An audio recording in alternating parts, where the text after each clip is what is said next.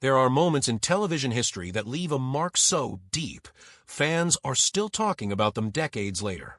The sudden disappearance of Jadzia Dax from Star Trek Deep Space Nine is one of those moments. She wasn't written out quietly.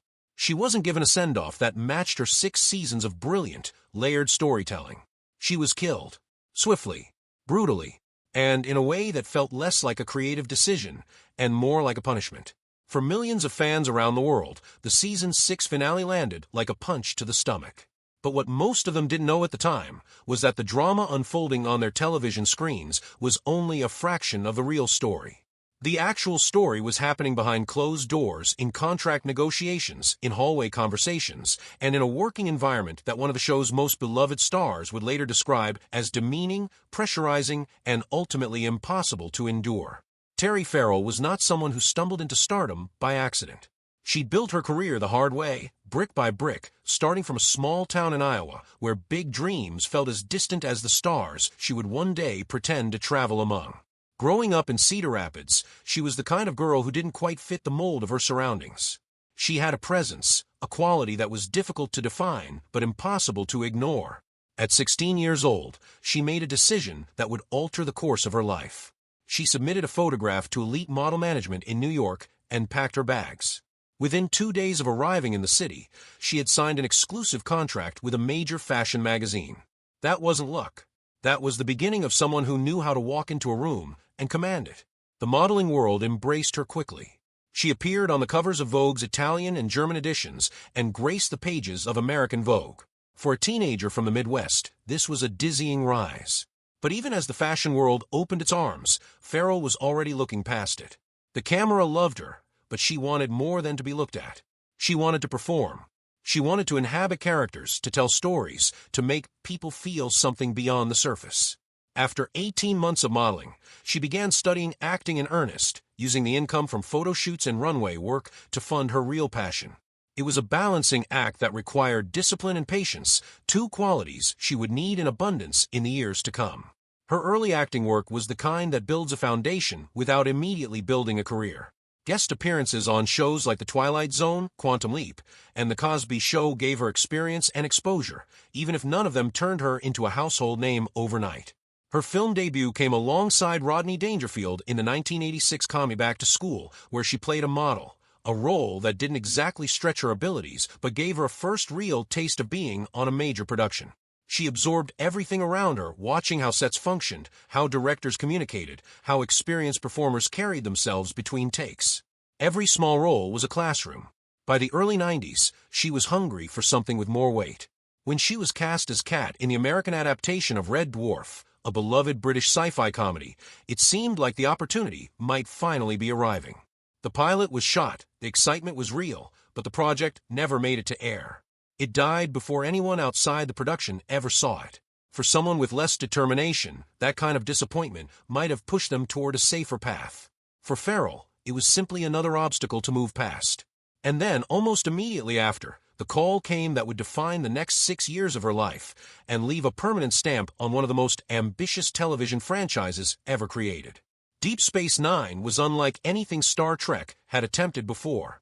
Where previous series sent their crews sailing through the galaxy in starships, this show planted its characters firmly on a space station near a strategically vital wormhole and dared them to deal with the consequences of staying in one place. There were no easy escapes, no warping away from problems.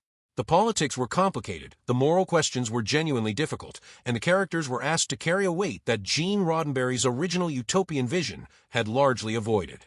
It was darker, more complex, and more emotionally demanding than what fans had come to expect from the franchise.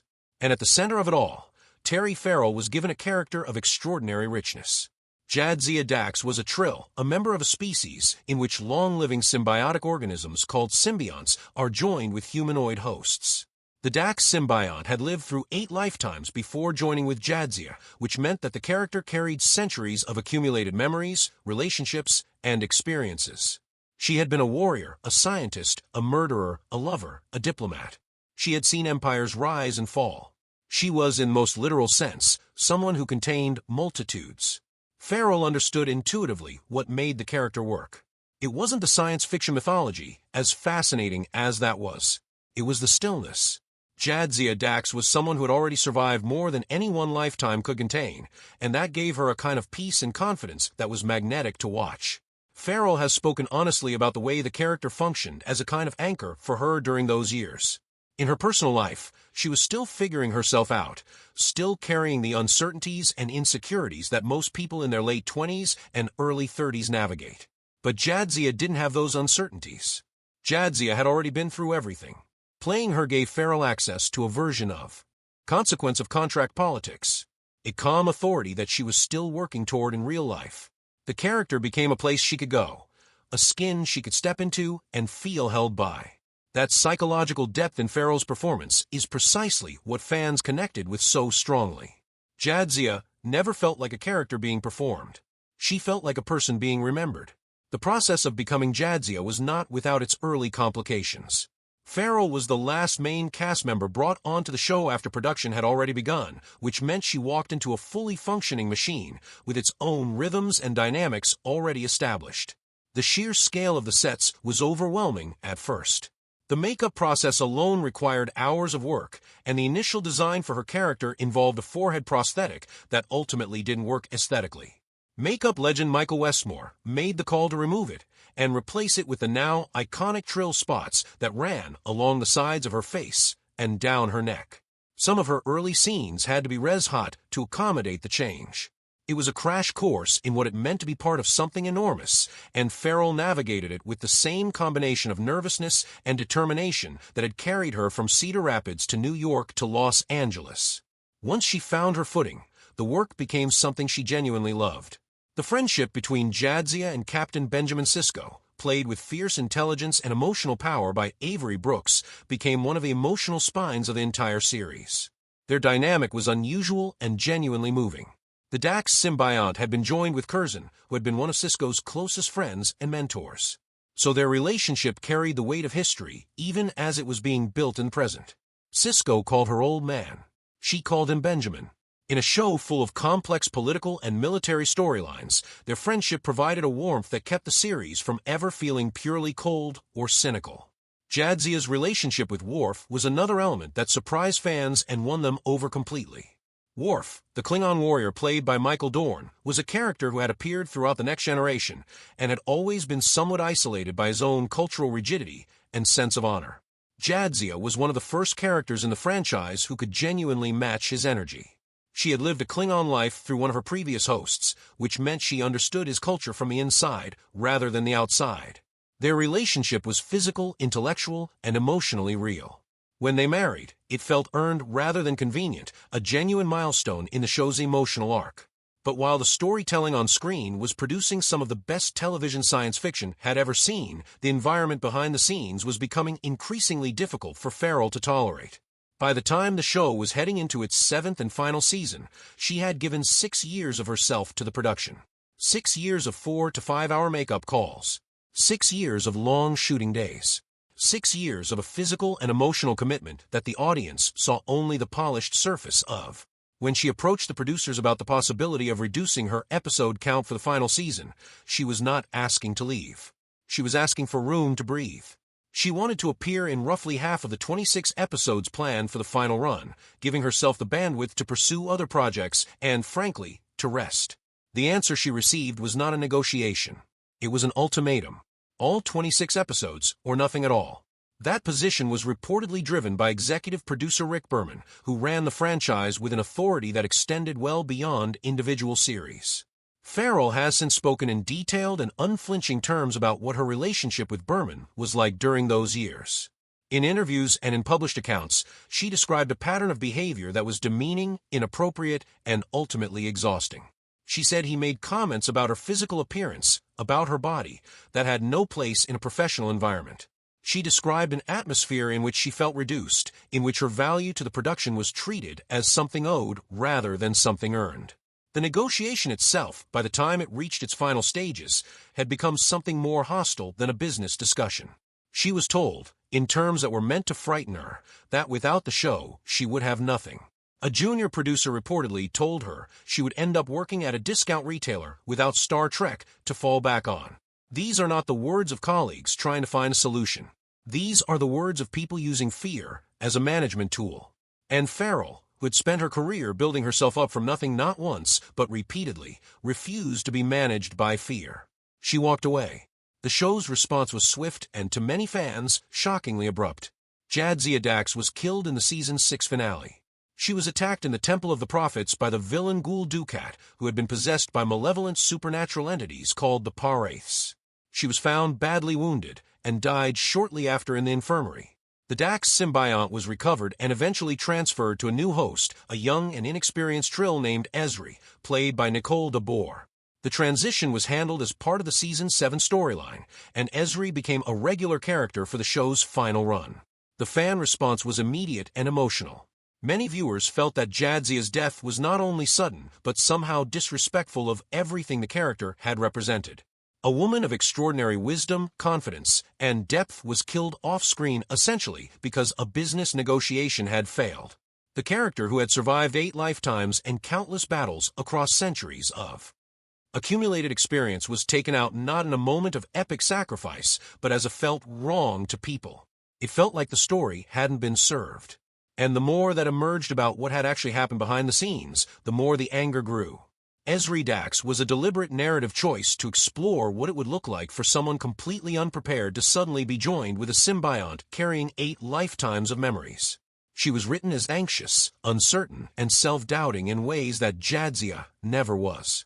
It was an interesting creative premise, and DeBoer played it with genuine charm and vulnerability.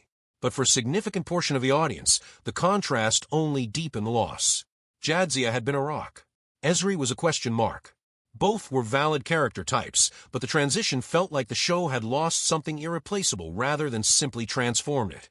The romantic tension that developed between Ezri and Worf, as he grieved his wife, felt uncomfortable and unresolved, and by the end of the series, Ezri had been paired romantically with Dr. Julian Bashir rather than with Worf, which left that thread dangling in a way that never fully satisfied. Farrell was not included in the series finale. Producers had reportedly written a scene involving Jadzia that was ultimately cut due to budget constraints, which added another layer of disappointment for fans who had hoped she might appear even briefly to provide some kind of closure. She also declined to allow her likeness to be used in a flashback sequence, a decision that reflected just how bitter the end of her time on the show had been. Her absence from the finale was one of the more painful reminders that the show had not ended well for everyone involved in making it. In the years that followed, Farrell moved on to other work. She joined the cast of Becker, a comedy series starring Ted Danson, and found in that experience a professional environment that was dramatically different from what she had endured at Deep Space Nine. The hours were better, the atmosphere was lighter, and the pressure was of an entirely different order. She has spoken about that transition with a mixture of relief and wistfulness, acknowledging that the shift from playing one of science fiction's most iconic characters to playing a supporting role in a sitcom was not without its emotional complexity. Jadzia Dax was a hero. Her new character was described, in Farrell's own words, as a neurotic bad cook. The distance between those two poles was significant. But time has a way of softening things that once felt impossible to look at directly. By 2007, Farrell was appearing at Star Trek conventions and speaking about her time on Deep Space Nine with warmth and humor. She told audiences that Jadzia Dax was the coolest character she had ever played, and that looking back, she wished she hadn't left when she did. She was not pretending that the circumstances of her departure had been acceptable. She was simply separating her love for the character and the experience from the pain of how it had ended. That is a distinction that requires a certain kind of emotional maturity, and she made it openly, in front of fans who had spent years wondering what really happened. In 2014, she appeared at a major Star Trek convention in full Trill makeup and costume, wearing a shirt that referenced the exact number of times makeup artist Michael Westmore had applied her iconic spots during the show's run. It was a tribute to the craftspeople and the process, and it was a signal to fans that her connection to the world of Deep Space Nine remained real and meaningful regardless of how things had concluded professionally. The crowd's response was overwhelming. She had never stopped being beloved. She had simply been absent. Her personal life during and after her Star Trek years carried its own narrative arc. In 2002, she married actor Brian Baker, and together they had a son. The marriage lasted more than a decade before they divorced in 2015. Then came a chapter that Star Trek fans found almost poetically satisfying. She became engaged to Adam Nimoy, the son of Leonard Nimoy, the original Spock, one of the most iconic characters